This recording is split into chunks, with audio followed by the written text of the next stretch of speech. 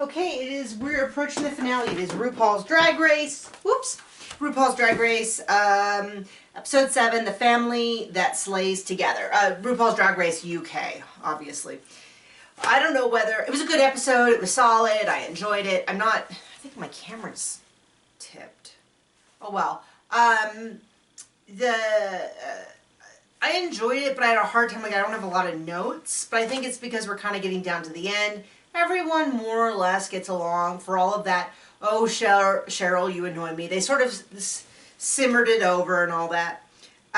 They do the puppet show, which I'll tell you, when they're all white, they pull out a puppet. I thought, I have no clue who that is. Like I should know, but they're all so the same color that it's like, normally you have something really noticeable. Anyway, they did it. It was funny enough. I think I'm just a little sick. I finally last Sunday was like, I think I'm all better. And then yesterday we started getting sick again, and it's like, no. So anyway, someone has come on, their mother, their sisters. We have 2 mothers and 2 sisters. Cheryl's sister looks just like her. Vivian's mother and Baga's mother are both there. And then Davina's sister's there, who's slightly pregnant. And frankly, didn't even notice. When she's like, oh, I'm 4 months pregnant. I can tell you I looked like that the day I found out I was pregnant. Like, if I have an active egg in my system, my body's like, start the belly, and like instantly the skin's hard. Like, it's weird. If you don't know what a pregnant belly feels like, I thought it would feel like squish, squish, squish, squish. No, it's like rock hard. It's just like way out here. And so if I even looks like I could get pregnant, I have a belly. So when she's like, oh, I'm 4 months, I was like, oh, I hate you. But I guess it's how normal women have bellies. So when they were like, anyways, I'll skip. So anyway, and there's already kind of some angst, and they kind of play up the, like, maybe Baga and her mom have some conflict. But to me, Baga and her mom have a very typical mother-daughter relationship. That's kind of what I mean, is that if you view it through that, it's like, how many millions of mothers and daughters do you know that kind of have this, do everything for each other, protect each other, antagonize each other, roll their eyes, oh, my mother has this, my mother has that. I'm sure, anyway. So Davina DeCampo wins. I was kind of surprised. I thought they were all really super strong. Usually someone comes out with these makeover challenges and you're like, did they mishear the challenge? To me, they all at least were in the same ballpark. But then again, though, I do feel like doing a female member of their family sets them so far ahead of, like, when they have to put a man in drag. And maybe they did that just because they wanted to, like, kind of get them into the park. Or, like, at least have the bases loaded, so when I'm using all these mixed metaphors, but just so that the result looked good, so that it wasn't like 4 people in the finale flop. So having a sister or a mother, which they all had, so they had a female, there's already going to be a family resemblance because they all kind of already look like their mom. Anyway, I wrote, when Cheryl and her sister came out, I was like, you kind of can guess which one is Cheryl, just based on height, and I think in every case they were taller than their sibling.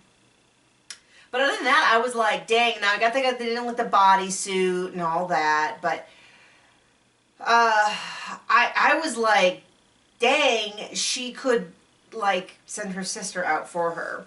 So I was kind of surprised that Cheryl was in the bottom. Davina DeCampo won. I kind of thought Cheryl would be up for it. I don't have a problem. I think this is a little bit where you start to do, so they do judge on the challenge, but they do keep an eye on the past, because if there's a consistent problem. So the idea of, like, you've worn a caftan, which is what happened in a US series. You wore a caftan every episode. That gets brought into the judging when you wear a caftan again. That's terrible. And it's like, okay, now this weighs doubling. And so I think that's why Cheryl was in the bottom. Has had a poor performance all the way through. Has not stood out and has shined, but hasn't. I actually think Cheryl has performed better than she should have, which is like, at this point, Vivian and Baga have 3. Davina has 2. And all of a sudden I was like, wait, how do they have 8 when we're only on challenge 4? But that's because they gave out double and triple wins. So there you go. But Cheryl has none, and I feel like that should be the case of like, oh wow, she's doing really bad. And I don't feel like she's doing quite as bad as you would think she's doing. Apparently I do have more opinions in this episode than I thought. So, Baga and Cheryl in the bottom. Baga was in the bottom last time and was like, oh, I'm not going to bother learning it, blah, blah, blah. And then afterwards, at the beginning of this episode, was like, no, I knew it. And which do I believe? I don't know. I mean, people say stuff when they're frustrated. When I'm frustrated about my books, I'm like, that's it. I'm quitting. I'm going to quit being a writer. John, you should go get a job because my husband stays home with the baby while I write. You know, I'm going to quit, you know, and I really do believe it in the moment. But then, like, the next day, I'm like, would you really have quit? And it's like, no. But I really did believe it in the moment. But, you know, it's like, and so, would she have really thrown that lip sync? I don't know. My guess is not. My guess is that was working out the emotions of being so frustrated, like excising a wound to be incredibly gross. And that if she had been called, now, maybe not. Plenty of people have gone up there and not lip synced. So, you know. And then all of a sudden, now that she was safe, she's like, oh, I gotta save face. That's a possibility. Another possibility is she was just saying stuff because she was so frustrated. She was in the bottom, and that's it. I'm gonna throw it. And if she had gotten called, the adrenaline would have kicked in, and she would have been a fierce competitor. I don't know. I don't, necessarily care. That sounds bad, but it's one of those things where to take everything as a truth or a lie, especially in times when we know that you can tell the truth about your emotions. Like, I've been really mad at my husband and been like, I would be fine if I was divorced. And in the moment I felt that. And then it's like, that is not true. That is not, I would be devastated. I love my husband, but that doesn't mean that in that moment, you know what I mean? And I think anybody who hasn't done that, like, has not a very big range of emotions or something like that. So, don't tell him I said that. But anyway, Baga's in the bottom. I thought it was weird because she made her mom look even harsher than she does. So, like, her eyebrows were like joke eyebrows, like, and I thought, well, maybe it's just that she put her eyebrows on her mom, and because, her mom is older, and so there's certain things that even like as I do my makeup, I go, oh, I can't do that anymore. That looks really harsh as my face subtly changes. Gosh, this is depressing. But, I thought, well, maybe she did her eyebrows on her mom, but her mom's eyebrows, I looked and her eyebrows kind of went up and then went to a point, and then her mom's eyebrow was like, gah, gah. And so it's like she didn't even do the same eyebrows. And I don't know whether she thought, she did that on purpose and it kind of got away from her, and she thought, oh, well, let me, I don't know what that deal was. But the big controversy, I guess, was that she kind of threw her mom underneath the bus. Now, this is where I say, if this had been, I don't watch the Kardashians. I think I've seen little clips, but I've seen, somehow existed in this world, I've seen enough clips to kind of know that if that was Kourtney talking to Kris Jenner, right, that's 2 of them, right? So if one of the daughters was talking that way to her mom, I feel like that would be normal. Now, that doesn't mean that I'm healthy. I'm not saying that that's right. I'm just saying that when you view it through the lens of, how I know that women sometimes talk to their mom, it kind of is like, okay, this is not out of the realm of extraordinary. Not everybody has the same relationship with their mom. No, I'm fine with the fact that I don't think it was just editing. I saw a video today and someone was like, oh, they just did the edit that way. And I'm like, well, yeah, I would be kind of bummed if that happened and they cut it out.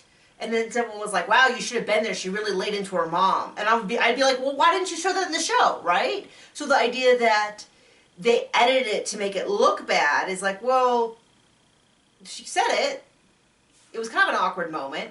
Apparently her mom's not upset. She's not upset.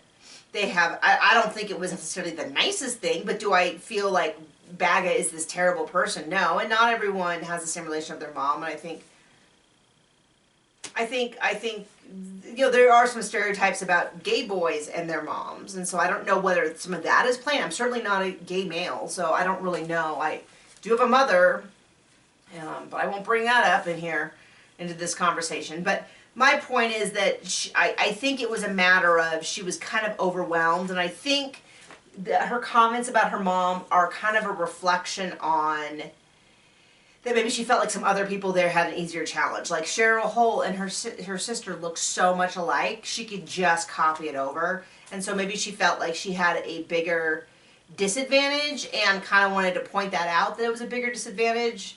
Anyway, I guess my point is, I didn't even write anything down, and it was only when I was on YouTube a few minutes ago that I was like, saw controversy about Baga and her mom, that I was like, oh, okay, I guess it's a deal. But it's like with Twitter, anyone can use the hashtag, which means if 3 people are mad, all of a sudden it's a controversy. So I don't know. I mean, I didn't watch that carefully. I was trying to catch up on work, so I was like copying and pasting stuff while watching. So maybe there was a line in there I missed that would flip the whole thing and make it so much worse. I don't know. I can't tell you. But anyway, Cheryl loses the lip sync, and this is where I feel like, one, they picked a less upbeat song. I know that they're given 3 songs, and I've always kind of wondered if they're given 3 songs and one of them will be picked, and if that isn't, a little bit of, it's always been said that maybe that benefit goes to someone maybe who has a stronger track record or has performed better or is just a better drag queen. I don't know. I thought Cheryl did great. This kind of weird, I don't know. I'm fine with it. I think Cheryl's a great, 3rd runner-up. Found her enjoyable. Wouldn't mind seeing her again. If they don't do another Drag Race UK, I hope that they bring some of these queens over to All Stars, which would be awesome. And there you go. So we have Baga, Davina, and Vivian, who I'm pretty sure last week I said were my top 3 that I felt had kind of done the most. At this point, all 3 have repeater badges. So I would need to go back and look to see if all of those wins were equal, because one week they gave out 2 and one week they gave out 3, and so I would be interested to see how many solo wins each have versus shared wins, because for them all to have 3 wins is like, wow, that's super convenient, such an evenly matched. I think Davina De Campo, I think, is in some ways a very traditional American. Like, you could totally see her kind of drag specifically on what we've seen since Sharon Needles out. That's an Evie, that's our Sharon Needles, Alaska, a little bit harder, a little bit more punk rock. Vivian and Baga are a little more campy. I would say, I don't know. I don't even know if I'm describing that right, but I'm super excited for all 3. I wouldn't at all at this point. Baga's kind of stumbled the last couple episodes, so maybe Vivian is the front runner, maybe. But that's not to underplay either Baga or Davina De Capo's ability. I don't know. And I don't know that I have a preference at this point right now in terms of, like, I mean, I usually go into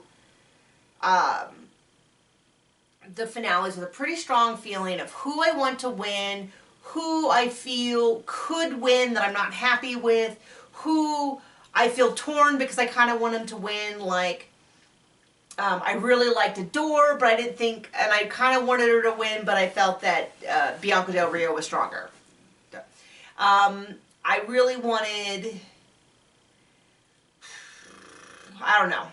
I can't go through all of them. Kimchi was another one that I was like, I wanted to win, but there was someone who was stronger. Courtney Act wanted to win, but there was someone who was stronger. That kind of thing.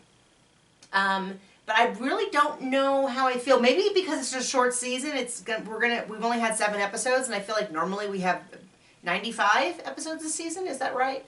So anyway, hit me up in the comments. Tell me who you want to win.